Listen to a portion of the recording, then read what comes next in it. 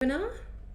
I hope you've all had as good a day as you can in this current health crisis we're going through. Yeah, it really sucks, and I hope it's all over very, very soon for all of us. Tonight we're going to be going over the things that you need to think about to make your business accessible and more inclusive. And so we welcome you to this first part 4 of the webinar tonight. We'll do an acknowledgement of country and housekeeping, outline and method, and then we'll be getting into it. So grab something to eat, cup of coffee, cup of tea, and just try and let everything that's going on around you release while you can take in this information. The information may not be relevant right now because of what's going on, but we can all make our business better. And if you want to make your business and change things in the world, then watching these webinars can help us all do that. And the sooner we can get the message out there, the better. So, 30-foot drop acknowledges the traditional owners of country throughout Australia and recognises their continuing connection to land, waters and the community. We pay our respects to the Indigenous people, their cultures and beliefs, to both elders past and present. 30-foot drop funding. 30-foot drop would like to acknowledge the Department of Communities Disability Services for funding this and many other initiatives. Without their support, so many projects such as Two Wise Monkeys wouldn't see the light of day and would be so much more poorer for it as a community. This workshop is part of a realities and advantages of an Access and Inclusion grant awarded to 30-foot drop as part of an information, linkages and capacity building grant for 2018 and 19. Let's do a little bit of housekeeping. Unfortunately, we do not have all the resources to monitor all of our live streams during our sessions. So if you have any questions and you want to interact with me, there's a link under the video, which is www.30footdrop.com.au/live. Hit the live button and you can send me a message. We'll be covering a lot of information in a short period of time, so we ask all attendees to minimise any distractions. Make sure as well, please, that you tag 30-foot drop in anything that you share to do with our webinars, our web pages, YouTube platform. What other platforms have we got? YouTube, Facebook, Instagram. Share it all. We need to get this message out there, and now is a good time to study it and get things changing. Also, if you know anyone that might benefit from our webinars, please share the information with them. We would love for more people to know about what we're doing. We'll be recording the session, so if you need to go back on any information that I've spoken about tonight, once the video has finished, you can rewind it and play it back and watch it again. We'll be referencing a lot of information. So anything you want to go deeper into and look at more research and stats and findings, you can find that on our website, which is that same link which is under the video in front of you. And at the end of the webinar, we ask attendees please to fill out the survey. So hit the link under the video, press tapping in part 4, and then you will see the survey there if you could fill that out. There's only about 5 questions, easy peasy, and the more feedback we can get, the better. Okay, presenters. I am Lisa and I am Hear No Evil. The other monkey is Ben, and he does the webinars also. He will be in tomorrow to take webinar part 5. His story is different to mine, and I will let you tune in tomorrow at 11 a.m. WA time or 6 p.m. to hear his story and his presenting. He is the director of 30-foot drop and Two Wise Monkeys, and together we're looking at changing things for everyone. Okay, so my story. I am hear no evil, so just by looking at me, you probably can't tell what I may suffer from. Through me, you'll realise that you'll hear no evil about impairment. My story is definitely the hidden one. At age 8, I was diagnosed with mild dyslexia. Teachers used to hit me on the head, read out my low marks, and yell at me in front of my classmates. What's wrong with you? Why don't you understand? Making me feel completely dumb and unworthy. But despite these challenges growing up, I was determined and stubborn to succeed and prove these teachers or other people wrong. I have multiple diplomas in the arts field. I have one in counselling and currently have my own photography business. So if you know anyone that may have some kind of learning disability or you suspect it, there's testing available now which is so much easier, and things are so much more accessible nowadays for people with learning disabilities than it was 30 years ago when I was tested. So it's a matter of getting tested and moving forward with it and finding your strengths. Everyone has got strengths. We're all different. And once you find your strength, mine was creative, painting, photography, anything to do with art, that I found out at 13 that was my strength. And hold on to that thing that you are good at, and it will take you places. I'm surprised, really, looking back what I've done with my life. And school, I just hated school because of the way I felt. I felt dumb and stupid, and I will never get anywhere in life.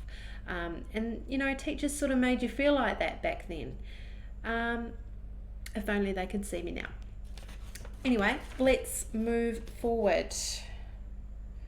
So, isn't there supposed to be 3 wise monkeys?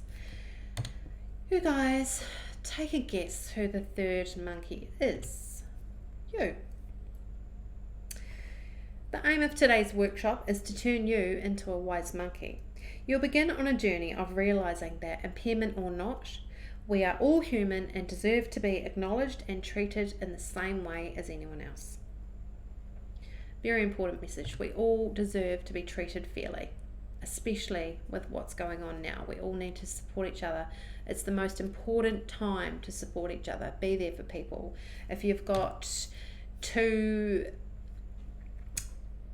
packets of pasta in your trolley and the shelves have run out of pasta, then give someone that is clearly not coping that other packet. We've all got to come together. So, how are we going to get you started on the path of the wise monkey? Well, there is a lot to learn about people with impairment and how you can increase your business by attracting them. We'll be looking at 3 areas that most businesses can use to improve and tap into this market. These are accessibility, universal design, diverse marketing. After covering all of this good stuff, we'll finish off with an open forum before finishing off for the night. So how are we going to cover all this? What will our teaching method be? The answer is fun, open, honest discussion. So feel free to ask any questions along the way. Jump into the link below this video, send me a message, and I will do my best to answer any messages. Nothing is off limits, even if it's not even to do with today. It's totally fine. You'll notice that there's very little written content on the slides. That is because you are here to interact with the presenters and not have to try and quickly read something, or there's too much information and you're trying to keep up with it. And it also makes it easy for people with vision and hearing impairments. If you've got a vision impairment, you can hear me speaking. If you have got a hearing impairment, you can see the information and follow it. And it's all sort of links into one. So please send me some questions if you do have any. Okay, next up is terminology review. To reduce confusion and ensure understanding, I want to go through some terminologies that we use in our webinars. First up is the difference between disability and impairment. A lot of people get this mixed up and think it's the same thing, where in fact it's not. An impairment is an injury, illness, or congenital condition that causes or is likely to cause a loss or difference of psychological and physiological function. In short, an impairment is your medical diagnosis. So my medical diagnosis is that I have mild dyslexia. A disability, on the other hand, is the loss or limitation of opportunities to take part in society on an equal level with others due to social and environmental barriers. It is, as the word implies, something that makes you unable to access something.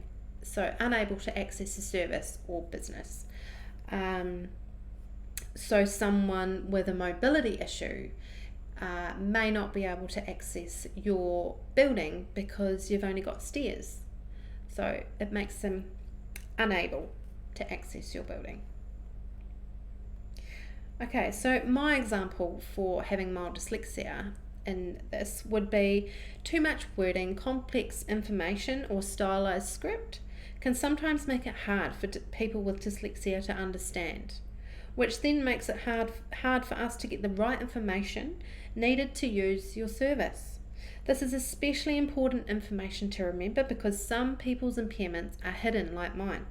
So potentially you have you have lost business because you're not thinking about people with the hidden disabilities. Because, if there is hidden disabilities, you need to sort of think about what they may be. Can that person read your signage? Is it clear enough? And to some people it might not be. So something to think about, and I hope that makes sense, that terminology that I've just spoken about. The next is the difference between access and inclusion. Access refers to the removal or reduction of barriers, physical and attitudinal, to participate in activities and functions of a community. At its core, access focuses a lot on the physical world around us and can be checked with a checklist. Inclusion is more of a psychological state of being and is the process whereby every person, irrespective of their age, disability, gender, religion, sexual preference, or nationality, who wishes to can participate fully in all aspects of an activity or service in the same way as any other member in the community. Such an important message. Inclusion is so much more. It is so much more than we think. If someone with an impairment or a disability is made to feel like they're not welcome, then your business is not inclusive. Okay, any questions? Head over to the chat box. Let's have a look at increasing your accessibility. As mentioned in the overview, there are 3 strategies that businesses can use to tap into the market.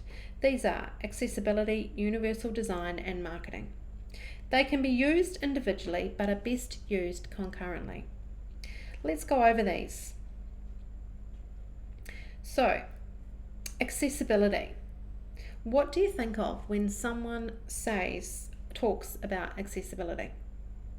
So we think of wheelchair ramps, we think of Acrod bays, we think of accessible toilets. These are good examples, but that's just the physical accessibility. There are so many other ways businesses can be more accessible. Let's have a look at some of the other things you might want to look at for your business to make it more accessible for customers. Okay, make sure your business and information is accessible.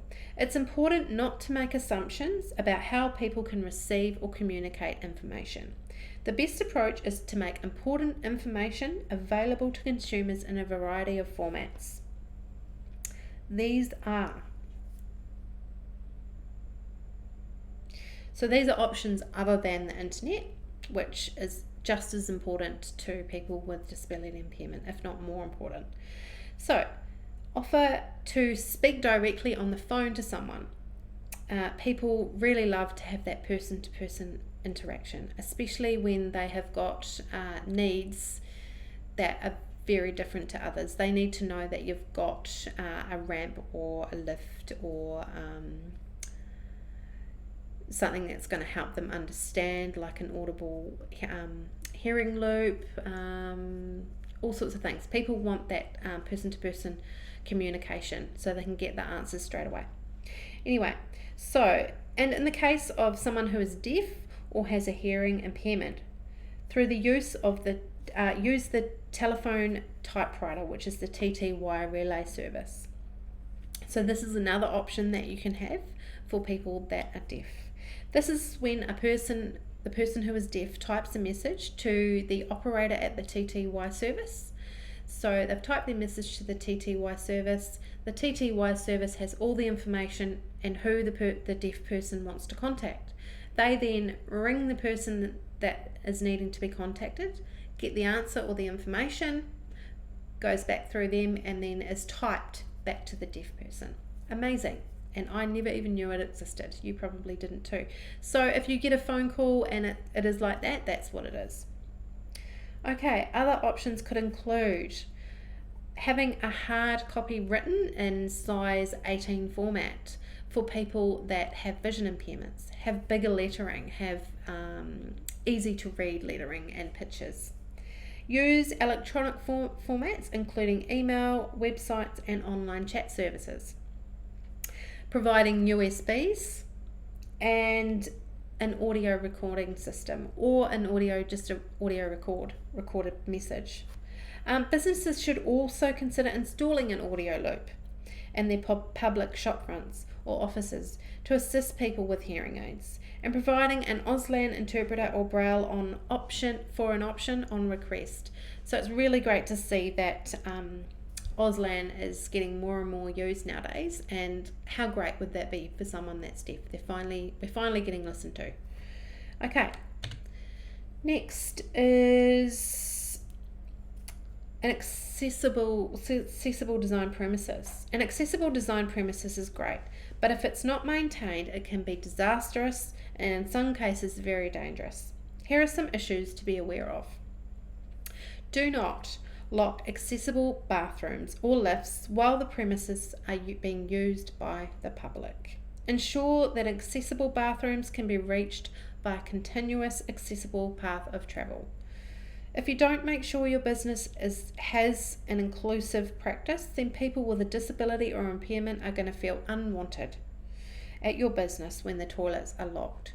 So if the path isn't accessible to the toilets, if the toilets are locked, then someone with a mobility issue or an impairment is going to feel like, oh, okay, well, I'm obviously not wanted here because it's locked.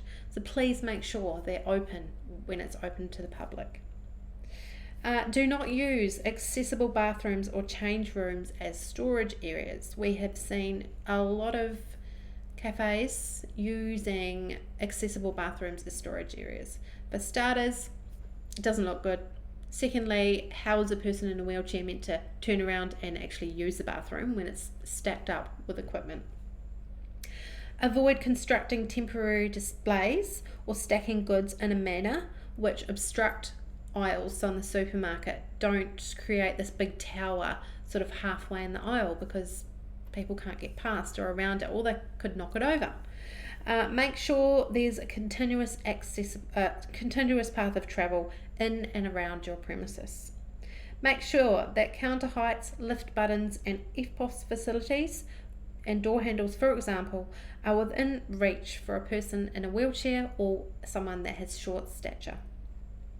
This is, if everything was lowered a little bit, it's not going to be an issue for people that don't have a disability or impairment. It's just going to be something that can be used by everyone, so there's no harm in doing it.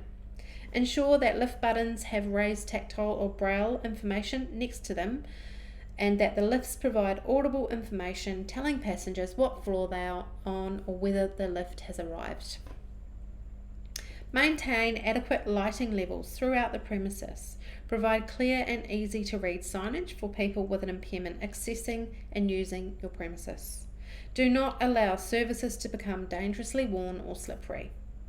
Provide designated parking spaces for people with disabilities and maintain a continuous accessible path of travel from the car park to the premises. Okay, lots of information to take in there. If your business provides transport options, then please be aware of the following. Ensure information relevant to passengers with an impairment is provided on the Transport Services website.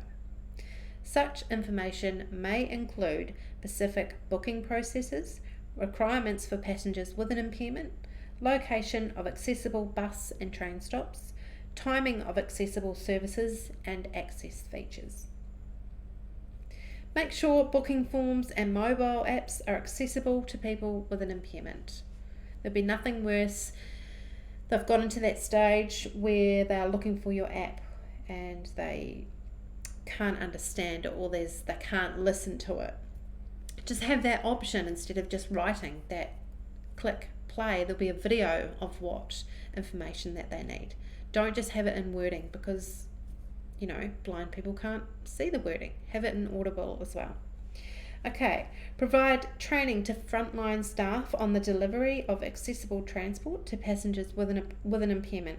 Take steps to inform booking agents, travel agents, or tour guides of the relevant considerations for people with an impairment. For example, their fitness to travel, impairment equipment and carriage restrictions, and access features. So a lot of information from the transport side. Mobility devices.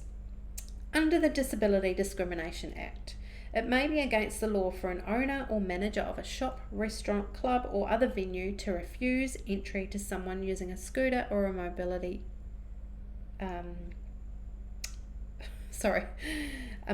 scooter or wheelchair. So when it's used in an impairment aid, you are not allowed to refuse entry to these people, which is fair enough. It also may be against the law to restrict access to the person and only allowing them to use certain parts of your business. That's a bit like going into a restaurant and saying to the person, oh yes, you can come in, but you can only sit in this corner of the restaurant. That's discrimination. They should be allowed to sit wherever they like. An example of this is small shops who restrict mobility due to large amount of stock is also illegal. So if someone can't get into your shop that has a mobility scooter, wheelchair, or a mobility issue, and you've made it so hard for them to get in, then that's illegal. Businesses should also consider the needs of consumers who use scooters and wheelchairs as a mobility aid when shops have too much stock on the floors. The general tip for maintaining an accessible premises, mentioned earlier in this section of the resource, also applies to people who use mobility devices. And if customers can't get in the door of your business or service, are they going to spend money? No. So you're potentially missing out on that market if any of those things are happening in your business. Okay, next is assistance animals. Be aware that a guide dog is not the only form of an assistance animal, and there are other assistance animals out there, such as those that assist people with hearing disabilities and medical conditions. Ben's told me that there is birds, cats, you name it. He's hoping that there'll be a snake one day, which I'm not a fan of. Just be aware that there are other kinds of assistance animals. If you are unsure if an animal is an assistance animal, the law says it's okay to ask the person first to provide evidence that it is an assistance animal and that it's been trained to meet the standards of hygiene and behaviour appropriate for a public place. If you're unsure whether an animal is an assistance animal, ask the person before asking them to leave the premises or leave the animal outside. So just ask them. All you need to do is ask, do you have a certificate for your assistance animal? And then they do or they don't. If they don't, then they'll have to provide one. Or if they do, they can come in. Provide frontline staff with this information or training about assistance animals, because a lot of people don't realise that there are other animals. It's not just dogs. Okay. Next, increasing your online content. The internet is by far the most favoured way for consumers to get information about goods and services. This research is often done prior to the consumer physically walking through your storefront. So making information accessible will encourage more customers to engage with you and come into your shop. Okay, the following guidelines to keep in mind when designing your online content are: material that is presented only in image-based format, such as a GIF or a TIFF, will not be accessible to some people with an impairment, as screen readers cannot read these. Use plain fonts that are easy to read. Avoid fonts that are too decorative or stylized. Make sure that there is enough contrast between foreground text and background colours so that the text is easy to read for everyone. Do not provide content that is only in PDF format, as screen readers generally cannot read these properly. If you do include PDFs, provide the same information in Word or HTML. Make sure you include text descriptions for all non-text contents, including images and graphs, for example, using the ALT function. Avoid scanned pictures of a text, a photo of a menu, and textbooks, as screen readers can't read these either. Provide captions and or transcript multimedia, for example, audio and video contents. Do not set your audio or video to play as soon as to play automatically when the page is loaded, because this can interfere again with the screen readers. If you use Capture, then make sure there are other alternatives available, because Capture's sometimes not easy for everyone. Make sure that all the content on your website can be navigated by keys and not just a mouse. Make sure technical support is available for consumers who need assistance using your website via online chat or a phone call. Test the accessibility of your website, and where necessary, speak to an accessibility professional to help you see that you're on the right track. This all helps to meet the needs of more consumers for your business. Planning events. We'll be covering accessible tourism and events, looking at opportunities and looking at opportunities in greater detail tomorrow and Thursday. But these are some tips specifically looking at the physical event. When planning events, including meetings, festivals, conferences, lectures, and fundraisers, you'll need to take reasonable steps to ensure that the event is accessible so that people with an impairment can attend and participate. Considerations should be given to the issues raised in each of the earlier sections of this workshop, in addition to the following.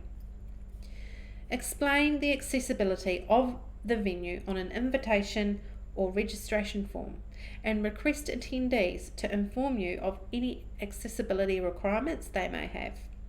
Examples of this are: provide the access process or a map for people with an impairment. Explain accessibility and maps for people using wheelchairs. Make sure all handout materials are available in an accessible electronic format when requested. Additionally, the following considerations can also be made when using a venue. Make sure there is sufficient, clear, simple and visible signage to direct people where to go. Ensure the venue is large enough to set out in such a way that people with impairment, including people using mobility devices such as wheelchairs or scooters, can move freely around the event. There'd be nothing worse than going into an event or a concert that you've been looking forward to for ages. You're in a wheelchair or you have a mobility issue and you're pretty much stuck in that position for hours. It's not nice. You want to be able to move. You want to be able to, move around and talk to people and socialise and have a good time. So something to think about there. When setting up seating arrangements and allocations, allow people with impairment the choice of seating first, including options of a clear view of the stage or speaker platforms. This is particularly important for people who are deaf or have a hearing impairment. Ensure that presenters are aware that if they are using PowerPoints PowerPoint slides or videos in their presentations. They also need to provide the same information in a format which is accessible for people with a vision or hearing impairment. For example, speakers could provide an oral description of the PowerPoint slides, provide a hard copy in an electronic format, audible copies of the material ahead of the event. Use captioning or Auslan interpreting during the event. So, brief venue and registration staff about the responsibility to avoid discriminating against people with an impairment or disability, and go over any access issues that there may be, and allow people and go over assistant animals and what the rules are about having them. Brief staff of locations of accessible toilets, accessible features and handouts in accessible formats. The information could be provided to staff before the event in writing or in a meeting beforehand. This staff, you could also select one staff member that will look after all your access requests. So this person could be a member who is responsible for addressing any of the accessibility issues that may come up on the day. And make sure that all the staff know who this person is. There'd be nothing worse than going to a concert and you've asked a simple question like, is there anywhere that I can sit where I can see better? And everyone's humming and hurrying and asking this person, that person, this person, that person. No one actually knows what's going on. And that person with the mobility issue has now missed 2 hours of the concert because they haven't got a person that's appointed to look after their accessibility issues. So I reckon that's a huge one. And, that might be a reason why some of these people with mobility issues aren't going to these things, but they'd love to go. But we're making it too hard because we aren't answering the accessibility questions. Okay, next is universal design. So, all of the tips to increase accessibility are great, but what is even better than a solution is if the problem didn't exist in the first place. Universal design is a great way to make your organisation amazing and accessible, and is cheaper, faster and visually more appealing than fixing it later. So what is universal design? Universal design is the design and composition of an environment so that it can be accessed, understood and used to the greatest extent possible by all people regardless of their age, size, ability or impairment. In short, is when society designs it with everyone in mind. Staff at all levels can contribute to the universal design, from small changes on a single product or service to designing holistic experiences for all customers.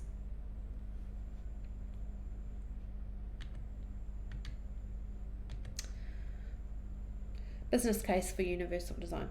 When done right, universal design is more than just catering for customers with impairments. It can have the following benefits: increased market reach, which is a universally designed product which will be usable, accessible and appealing to a wider customer base. Enhanced customer satisfaction and retention. A satisfied customer will tell other people about the product, service or environment, increasing awareness and potentially creating new customers for you. Market crossover success. Products that are aimed at specific target groups can sometimes generate interest and demand for unforeseen markets. The OXO Good Grips range are kitchen products. These products are especially designed for older people with arthritis or limited hand movements. This kind of out-of-the-box thinking can generate widespread demand. And I actually have some of these Good Grips can opener. Didn't even realise that was what it's for. And I love them. They're easy to use. They're nice and big and you can get your hands on there. And I might be saving my little hands from using these. I've lasted about 5 years. Right, so Positive public image. A business that positively contributes to society by incorporating the universal design approach is likely to receive a reputation for having a high level of corporate social responsibility. So it's a good look to be inclusive and incorporate these things into your business. Increased consumer expectations. In recent decades, the voice of the general public has become more prominent and more influential. Universal design enables companies to design products, service, and environments that are more closely matched to the consumer's expectations and needs. Accept at first use. A consumer forms an opinion about a product at first use, or even at first sight. A recent study suggested that the internet users take less than 50 milliseconds, that's 1/20th of a second, to judge the visual appearance of a website. You've got to get them in fast. If you want them to carry on your website, it's got to be good right from the get-go.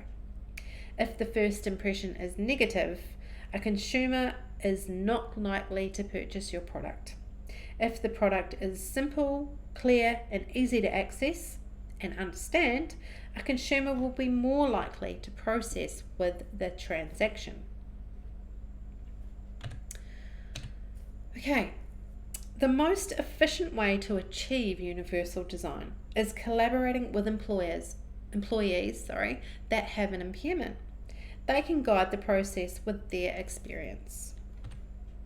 There are 7 principal topics to note when striving for universal design. These are equitable use, flexibility in use, simple and intuitive use, perceptible information, tolerance for error, low physical effort, and size and space for approach and use. So let's go over these 7 topics. First up is equitable use. The design should be useful and marketable to people with diverse abilities. Guidelines. Provide the same means of use for all users, identical where possible and equivalent when not. For example, ramps instead of stairs is identical. Ramps and stairs is equivalent.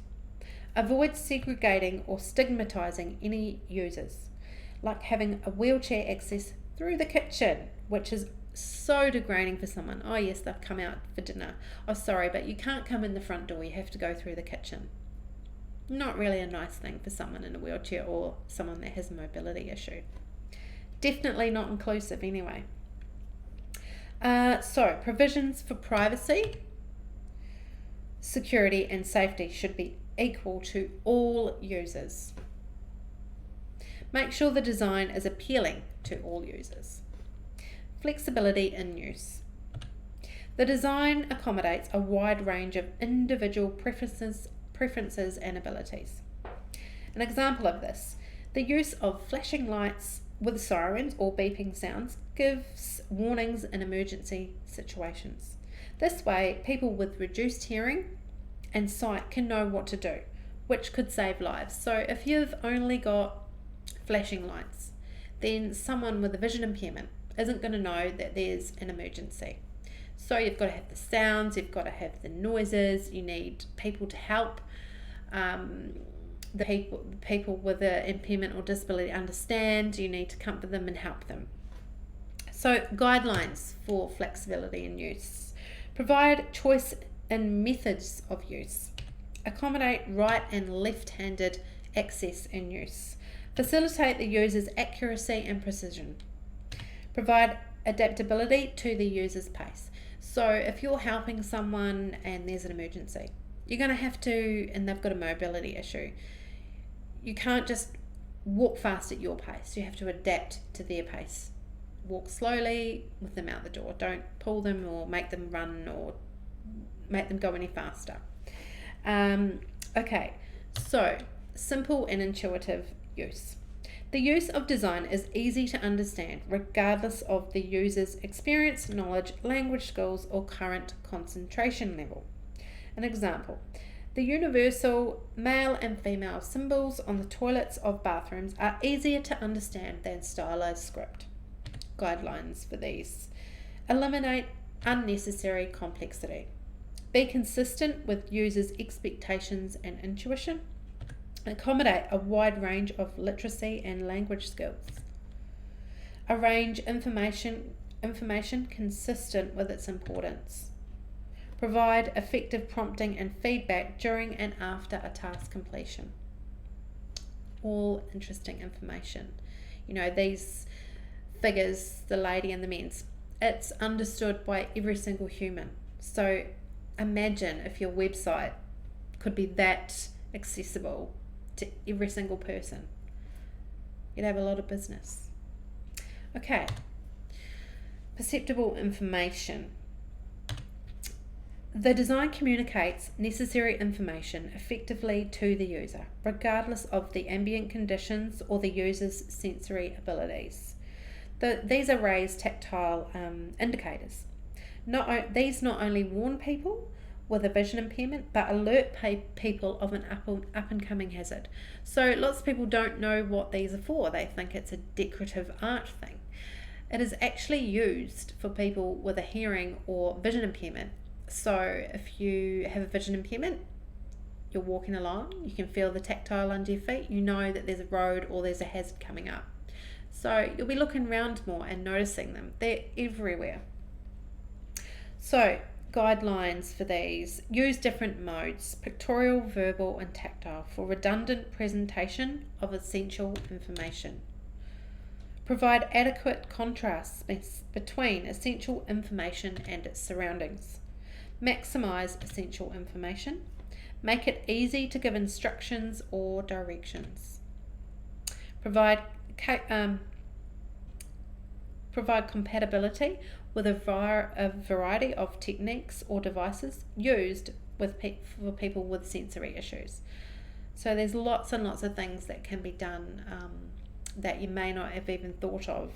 You need to make sure that your instructions are easy to follow for everyone. People with an impairment may find it hard to follow instructions, so you need to figure out how you're going to break it down for that person. Nice, clear, easy signage, or use nice, clear, easy verbal communication. So, tolerance for error. The design minimises hazards and the adverse consequences of accidental or unintended actions. So, guards and handrails on ramps provide a tolerance for error when using a ramp. Guidelines: arrange elements to minimize hazards and errors. Most used elements, most accessible hazardous elements eliminated, isolated, or shielded. Provide warnings of hazards and errors. Provide fail-safe features. Discourage unconscious actions and tasks that require vigilance. Okay, low physical effort. The design can be used effectively and comfortably with a minimum of fatigue. So, installing a door handle, which is a lever door handle, can make it accessible and easy for everyone to use, benefiting people with limited mobility in their hands, people carrying shopping bags, people that are carrying hot cups of coffee, people with limited strength. Everyone can use a levered door handle, whereas can everyone use a round door handle? Someone that has arthritis, someone that can't turn to do this action. So definitely something that you need to have a look around and see. It's just such a simple thing that nobody even knows about. Okay, guidelines for low physical effort. Allow the user to maintain a neutral body position, because some people can't move like we can, and they need to be able to just open the door without really having to move their whole body or bend or whatever. Just make it easy. Use reasonable operating forces. Minimize repetitive actions. So if someone's having to turn a door handle about 6 times to actually get it open and they've got arthritis, then that's going to hurt them. If there's a lever door handle, easy. Minimize sustained physical effort. So that's sort of similar to the other one. Okay, so size and space for approach and use. Appropriate size and space is provided for approach, reach, manipulation, and use regardless of the user's body size, posture, or mobility. So, an example. Accessible parking spaces are designed with a shared area and placed closer to the building entrances to allow people with a mobility issue and devices. So, guidelines for size and space. Provide a clear line of sight to important elements for any seated or standing user. Make components reachable and comfortable for any seating or standing user. Accommodate various hand grip sizes. Accommodate the door handles. Provide adequate space for the user of assistance devices and personal assistance devices. Okay, so why diverse marketing? Let's look at diverse marketing. First, let me explain what diverse marketing is. 50 years ago, a company could be successful in marketing when using WASPs, which is White Anglo-Saxon Protestants, since they represented most of the consumer market. Eventually, some companies realised that the business's potential of marketing worked with populations as well, and several efforts at multicultural marketing were attempted. But a company could still experience success without it. Today, however, the market is decidedly different. The Australian population has grown increasingly diverse, and if trends continue, today's minority groups will make up the majority of the population sometime around 2040. This general market strategy may already no longer be efficient in some contexts, requiring organisations to diversify their marketing strategies. Consumers in different cultures have different values, experiences, and expectations, and ways of interacting. Even within a culture, such differences will be apparent between different subgroups, not just ethnically, but with age, gender, profession, religion, family size, physical environment, and more. Diversity marketing involves acknowledging that marketing and advertising must offer alternative ways to communicate to diverse groups. With that knowledge, diverse marketing aims to develop a mix of different communication methods in order to reach people in each of the diverse groups presented in the market. Okay. First, essential marketing is the process of how a business, product, or service promotes its key features and benefits its customers, which ultimately generates sales for the business by satisfying customers' needs. Powerful. On average, we're exposed to around 5,000 ads per day, from TV all the way down to print and branding and sponsorship. Advertising is everywhere and continues to be a powerful medium for persuasion and changing attitudes. Connection. By representing people with an impairment in their advertising, companies can connect more strongly with customers with an impairment or disability, as well as their family members and friends. It also demonstrates support for human diversity in a broader sense. Okay, diverse marketing ideas.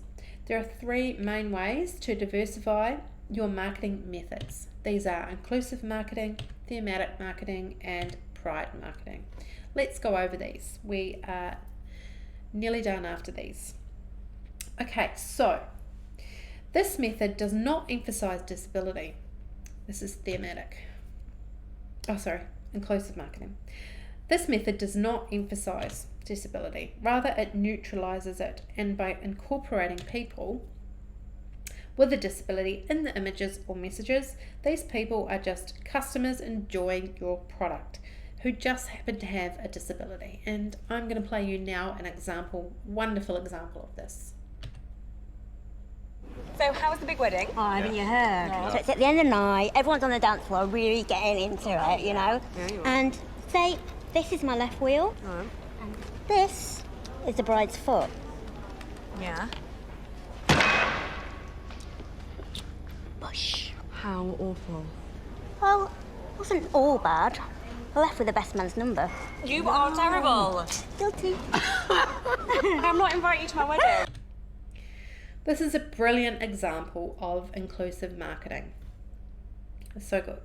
This method presents little risk of criticism for disability opportunism, has a broader economical and social potential, and is more easily incorporated into sustained commitment marketing strategies, often as an extension of existing diversity initiatives in marketing. Large businesses such as Kmart, Target, and Mars Chocolate have made the use of this method, with results shown in the next lesson. So next is thematic marketing. In a nutshell, thematic advertising focuses on the disability itself, using and conveying an explicit message or comment about disability. Thematic advertising can be done well and may be helpful in showcasing products or services specific to disability. So here's another example. I can boost your profits. I can deliver fantastic service. I can maintain your garden. I can maintain your fleet. I can manage your finances. I can be a loyal and productive employee. But I can't put my abilities to work if I'm not given the opportunity. If you don't recognise my abilities. If you don't have an open mind. If you don't employ me. So what can you do? What can you do? What can you do? You can remember that. Savvy employers. No, it's what people can do that matters. It's what people can do that grows Australian business. The 4 million Australians with barriers and disabilities Have many more amazing abilities. That should be used. Because it's good for business. Because it's the right thing to do. Because every Australian deserves a fair go. Start right now. Call for So many companies are reluctant to consider thematic advertising about disability, fearing that they will get it wrong or say something wrong and cause offence.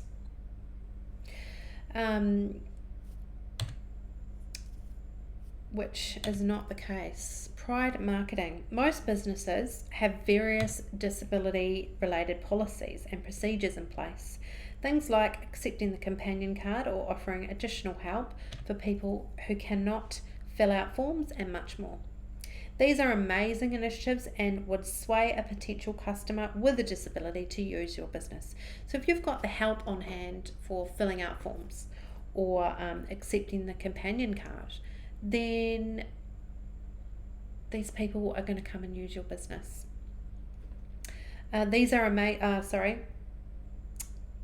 The problem is that no one knows about it. By showing pride in your measures, celebrating any changes and acknowledging shortcomings, you are demonstrating awarenesses of the issues.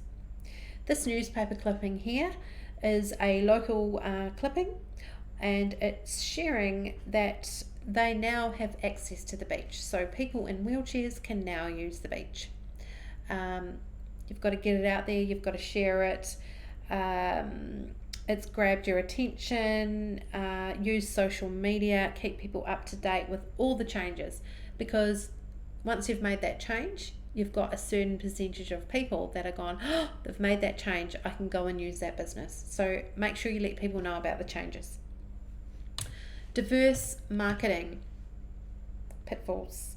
Ads involving people with impairment should always be created in consultation with people with an impairment.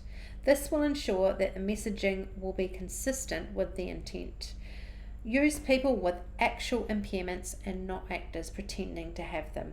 You may not be able to tell, but people with an impairment can, and it does more harm than good.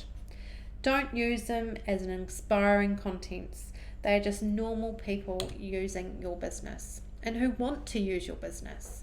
They don't want to be given special attention. They just want to be like everyone else, be included, and just feel the same way as anyone else. And it's up to you guys how you make your business inclusive. And I really hope that tonight has given you that little bit of an eye-opener. And that was nice for an hour to just forget about what's happening in the world. It was so nice. We all need to do that more. So if you feel like that really did take your mind off what's going on in the world, come and see us back tomorrow. We will be talking about the tourism and events side of it. There's so much information that we've got to give you, and if you've got the time to sit down and watch the webinars, then please join us. There's so much that we can do to change the future, and now is definitely the time, because there's something higher working with us now to make changes. Anyway, that's my view.